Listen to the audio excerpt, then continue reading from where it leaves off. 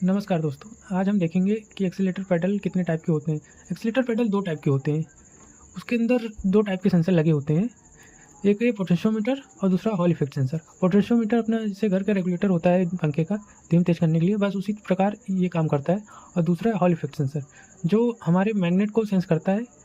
जो हमारे पेडल के जो दबाते हैं उसके अंदर साइड में मैग्नेट लगा होता है, उसी को सेंस करता है ये हॉल इफेक्ट सेंसर। और इसमें और इसका इसको एक्सीलरेटर पेडल को हम एपीपी बोलते हैं, accelerator pedal position sensor full form है इसका। और दूसरा है ईसीएम। ये एक्सीलरेटर पेडल पोजीशन क्या करता है, सेंस को पूरा सेंसर को सेंस करेगा, उसके बाद ईसीएम को भेजेगा। ईसीएम इसको सिग्नल को लेगा, फिर इसको ईसीएम क्या करेगा, अपना टीपीएस को भेजेगा। टीपीएस सिग्नल टीपीएस ईसीएम बताएगा टीपीएस को कितना फ्यूल और एयर मिक्सचर को इंजन को देना है, उसी हिसाब से ये काम करता है। इसका वॉल जो है ओपन होगा। नहीं तो अगर एक्सीलरेटर पेडल नहीं काम कर रहा है तो ईसीएम इसको कोई सिग्नल नहीं भेजेगा।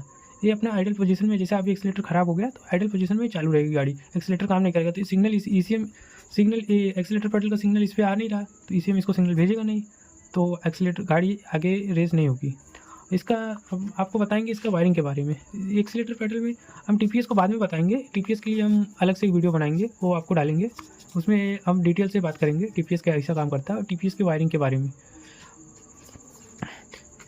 हम आज ईपीएस के बारे में बात करेंगे। EPS accelerator pedal position sensor. इसमें एक्सीलरेटर पेडल पोजीशन में 6 वायर आते हैं, चाहे पोटेंशियोमीटर वाले सेंसर गाड़ी पेडल हो या हॉल इफेक्ट सेंसर वाले हो, ये दोनों में बराबर रहते हैं, 6 वायर रहते हैं। और इसमें क्या रहता है, पहला रेफरेंस मतलब 5 वोल्ट रहेगा, जो ईसीएम इसको देगा 5 वोल्ट। तो ईसीएम 5 वोल्ट देगा, तो ये पहला सेंसर, इसके अंदर 2 सेंसर होते हैं। एक्सीलरेटर पेडल पोजीशन में 2 सेंसर होते हैं, 2 हॉल इफेक्ट सेंसर होंगे, 2 पोटेंशियोमीटर होंगे, तो काम करता है। पहले वाले पोटेंशियोमीटर या हॉल इफेक्ट सेंसर को 5 वोल्ट देगा। उसके बाद एक ग्राउंड है, ईसीएम से ही आएगा ग्राउंड इसका। और तीसरा है सिग्नल में आपको देखोगे तो इसका अगर फुल फ्लेज दोगे तो आपको कम से कम, इसको बारे में आपको पूरा डिटेल बाद में बताते हैं कितना क्या वोल्टेज मिलता है। आप ये खास समझ लो, पहला रेफरेंस वोल्टेज रहता है जो ईसीएम देता है 5 वोल्ट, दूसरा नंबर पिन ग्राउंड रहता है, तीसरा पिन सिग्नल रहता है, और दूसरे नंबर ये पहले वाला सिग्नल है, इसका दूसरा नंबर सिग्नल है। ये पहला है रेफरेंस वोल्टेज, ये दूसरा रेफरेंस वोल्टेज है, और ये दूसरा ग्राउंड है, पहला ग्राउंड है। ये ग्राउंड आपको हमेशा चेसिस से मिलेगा, चेसिस पे लगा के चेक करोगे ग्राउंड आपको दिखेगा। ईसीएम ग्राउंड चेसिस से ही लेता है ज़्यादा करके। अब इसका सिग्नल, जब इसके अंदर जो सेंसर है, सेंसर के अंदर 5 वोल्ट मिलेगा, सेंसर ऑपरेट होगा। 5 वोल्ट मिलने पर सेंसर ऑपरेट होता है, ऑपरेट होगा सेंसर तो सेंस करेगा, और सेंस करेगा जब मैग्नेट ये हॉल इफेक्ट सेंसर को सामने आएगा तो कुछ वैल्यू बताएगा। कुछ वो वैल्यू क्या करेगा, वो वैल्यू ईसीएम को देगा। ईसीएम वही वैल्यू के हिसाब से कितना वैल्यू में, मतलब पैडल कितना दबाए हुए हैं, उसी के हिसाब से टीपीएस को देता है ये सिग्नल। इसके बारे में आपको बताते हैं। एपीएस मतलब एक्सीलरेटर पेडल पोजीशन का एक रेशियो रहता है दोनों सेंसर का। वो रेशियो आपको रहेगा 2:1। मतलब पहला सेंसर जैसा 2 वोल्टेज बता रहा है, जैसा पहला सेंसर आपको आपको दिखाते हैं। पहला सेंसर आपको 2 वोल्ट दे रहा है, या मल्टीमीटर पे चेक करोगे 20 वोल्ट पे करके डीसी पे मीटर पे चेक करोगे तो आपको जैसे पहला सेंसर आपको 2 वोल्ट दे रहा है, और दूसरा आपको देगा 1 वोल्ट। इसका क्या रहेगा, मतलब 50 पहले से माइनस करके दूसरा देगा। पहला जो रहेगा वो पहले के दूसरे का आधा रहेगा, मतलब दूसरा क्या रहेगा, दूसरा पिन क्या रहेगा, 50% माइनस करके देगा, ये माइनस कर देगा 50%। दूसरा उसी हिसाब से काम करता है। 2:1 मतलब जैसा अभी कोई गाड़ी में आपको देखोगे वोल्टेज आपको 3 मिल रहा है, तो पहले पे चेक करोगे 3 वोल्ट मिलेगा, और दूसरे पे चेक करोगे आपको 1.5 वोल्ट दिखाई देगा। इसका मतलब है माइनस 50% माइनस कर देता है।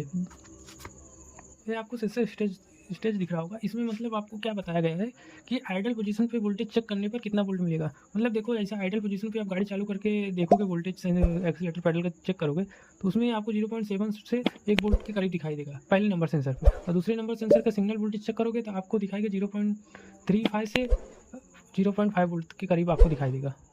उसी कंडीशन में अगर फुल एक्सीलरेटर देकर आप चेक करोगे 3.5 से 4.5 वोल्ट के करीब आपको दिखेगा सेंसर 1 पे, और सेंसर 2 पे 1.7 से 2.2 वोल्ट तक आपको दिखाई देगा।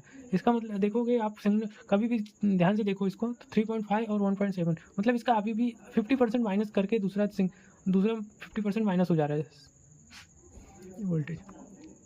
इसका अभी देखो तीसरे नंबर पे, ये तीसरा कंडीशन में क्या रहता है, सिग्नल लो। सिग्नल लो मतलब क्या है, 0 पॉइंट, कभी भी एक वायर कटा रहा है, कुछ हुआ रहा तो आपको वोल्टेज आपको दिखाई देगा 0.2 से 0.2 के नीचे दिखाई देगा, और दूसरे नंबर सेंसर पे चेक करोगे तो 0.1 के नीचे दिखाई देगा कभी भी। इसका मतलब कहीं से वायर ब्रेक है या कहीं से टूटा हुआ है, अगर ये वोल्टेज आपको दिख रहा है तो। और चौथे सिग्नल हाई, सिग्नल हाई मतलब ये शॉर्ट हो रहा होगा कहीं, 4.8 मतलब 4.8 इसके ऊपर जा रहा है, तो मतलब कहीं ना कहीं आपका बैटरी वायर, जो बैटरी वायर रहता है 12 वोल्ट से, वो कहीं ना कहीं टच हुआ है इससे। इसका मतलब ये है कि आपका सिग्नल वोल्टेज ओवर हो गया है। ओवर मतलब बैटरी का कहीं वायर टच हुआ है एक्सीलेटर पेडल के सेंसर में, इसकी वजह से ये आता है सिग्नल हाई। सिग्नल हाई पे क्या आएगा, गाड़ी स्टार्ट होगी, गाड़ी ओवर रेसिंग का लिम्प मोड में चली जाएगी, गाड़ी स्टार्ट होगी पर आगे पेडल काम नहीं करेगा। अब मिसमैच, पाँचवा एक कंडीशन ये आता है मिसमैच का। मिसमैच मतलब जैसे आपको पहले नंबर सेंसर पे चेक करोगे तो 1 वोल्ट के करीब आएगा, और दूसरे नंबर पे चेक करोगे तो 0.8, मतलब आपको अभी 50% माइनस है, मतलब इसको 0.5 देना चाहिए, 0.8 दे रहा है, तो इसका मतलब मिसमैच है। ये गाड़ी चली जाएगी लिम्प मोड में, आपकी गाड़ी स्टार्ट नहीं होगी, या स्टार्ट होगी तो गाड़ी एक्सीलेटर काम नहीं करेगा इसके अंदर। अब इसके अंदर फॉल्ट कोड क्या बनता है मैं वो भी बताता हूँ ज़्यादा करके। आपको गाड़ी में देखोगे तो P2122 APP सेंसर, मतलब accelerator pedal position sensor 1 circuit low. Circuit low का मतलब क्या है कि आप इधर देखो, सर्किट लो मतलब कहीं से वायर ब्रेक है या कहीं से टूटा है, उसका वोल्टेज नहीं मिल पा रहा है ECM को, कितना करंट मिलना चाहिए, मतलब जो सिग्नल ECM को जाना चाहिए वो सिग्नल आपको ECM में नहीं जा पा रहा है, इसकी वजह से सर्किट लो का कोड आता है। मतलब ये सेंसर 1 मतलब सेंसर मतलब पहले वाले सेंसर पे ही आपको दिक्कत रहेगा। और P2123 इसका मतलब सेंसर 1 मतलब हाई, मतलब कहीं ना कहीं आपका जो सिग्नल वोल्टेज है वो, या मेन रेफरेंस वोल्टेज है वो, आपको बैटरी के तार से कहीं ना कहीं शॉर्ट हो गया, शॉर्ट सर्किट हुआ है, इसकी वजह से एक कोड जनरेट होता है। और तीसरा है 27 और 28, ये भी उसी तरह है, ये दूसरे नंबर सेंसर को सेंस करता है तो वो कोड बनता है 2। और तीसरा है P2138 APP sensor 1 APP sensor 2 correction.